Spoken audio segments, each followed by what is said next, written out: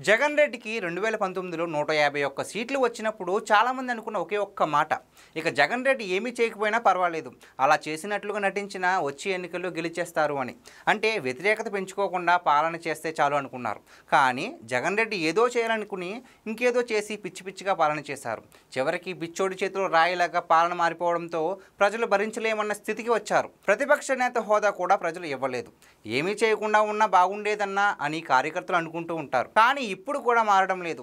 ఏదో చేయాలనుకుని తమ పార్టీని నిర్వీర్యం చేసుకుంటున్నారు. జగన్ రెడ్డి ప్రజా కోణంలో ఎప్పుడూ రాజకీయాలు చేయరు, చంద్రబాబు కోణంలోనే చేస్తారు. ఆయనను టార్గెట్ చేయడమే జగన్ రాజకీయం. ఈ క్రమంలో జనాలతో కనెక్షన్ కట్ అయిపోయింది. వారేమనుకుంటున్నారో పట్టించుకోవడం లేదు. చంద్రబాబు సీఎంగా ఉన్నారు కాబట్టి ఏపీలో జరిగిన ప్రతి అంశానికి ఆయనతో ముడిపెట్టి రాజకీయాలు చేసుకుంటూ పోతున్నారు. ఈ క్రమంలో విచక్షణ కోల్పోతున్నారు. రౌడీలకు మద్దతు తెలుపుతున్నారు. శాంతి భద్రతలకు సమస్యలు సృష్టిస్తున్నారు. తమ పార్టీ నేతలతో మళ్ళీ బూతులు మాట్లాడిస్తున్నారు. వీటన్నిటి వల్ల ప్రజలు ఎలా అయితే భయపడి ఓట్లేయలేదో వారంతా తమ మనసు మారకుండా అలాగే ఉన్నారు. వైసీపీని మరింత అసహ్యించుకునే పరిస్థితులు కల్పించుకుంటున్నారు.